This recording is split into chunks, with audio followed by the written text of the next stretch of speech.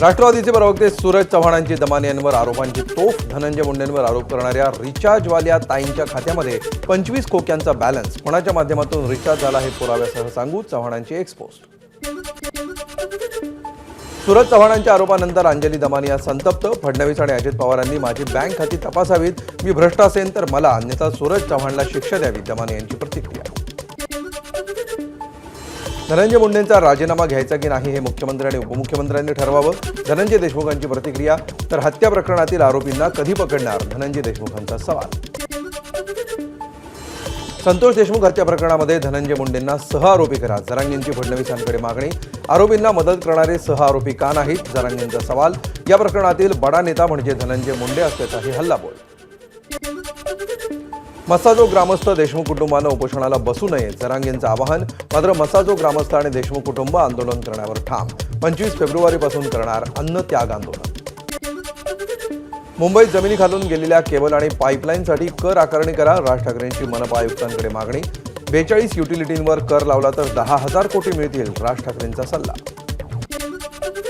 गोंदियाच्या देवरी विधानसभेचे काँग्रेसचे माजी आमदार सहस्राम कोरोटे यांचा शिवसेनेत प्रवेश. एकनाथ शिंदेंच्या उपस्थितीत झाला पक्षप्रवेश. पटोलेंनी तिकीट कापून घात केला, कोरोटेंची शिवसेनेत प्रवेश केल्यानंतर नाना पटोलेंवर टीका. तर जहां नाना वहां कभी नहीं जाना, असा हल्लाबोल. काही लोक धक्कापुरुष झाले आहेत, एकनाथ शिंदेंची उद्धव ठाकरेंवर सडकून टीका. पक्षातील चांगल्या लोकांना धक्का मारून काढणाऱ्यांना जनता धक्का दिल्याशिवाय राहणार नाही, शिंदेंचा ठाकरेंवर हल्लाबोल. केंद्रीय गृहमंत्री अमित शहा आज आणि उद्या पुणे दौऱ्यावर. जनता बँकेच्या हिरक जयंती वर्ष समारोह कार्यक्रमाला शहा उपस्थित राहणार. नाशिक रायगड पालकमंत्रीपदाचा तिढा सुटण्याची शक्यता. तिन्ही पक्षांच्या वरिष्ठ नेत्यांशी अमित शहा चर्चा करणार. लवकरच अंतिम निर्णय होण्याची शक्यता, सूत्रांची माहिती. बोहरा समितीचा अहवाल केंद्रीय गृह खात्याच्या रेकॉर्डवरून गायब झाल्याचा संशय.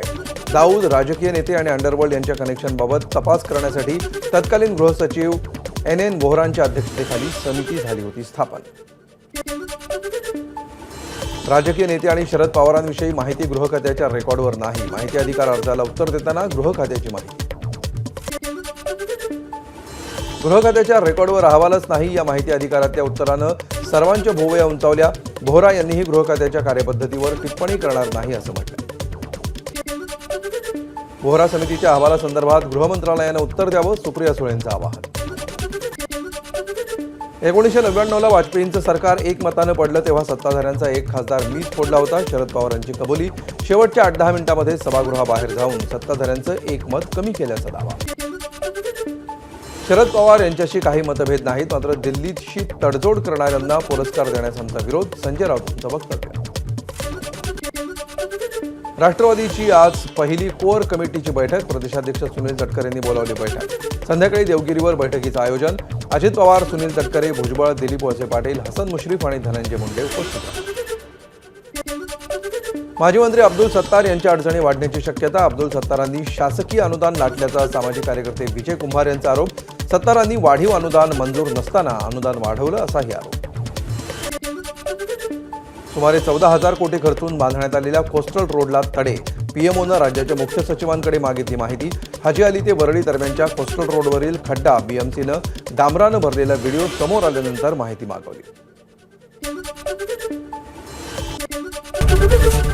एबीपी माझा, उघडा डोळे बघा नीट.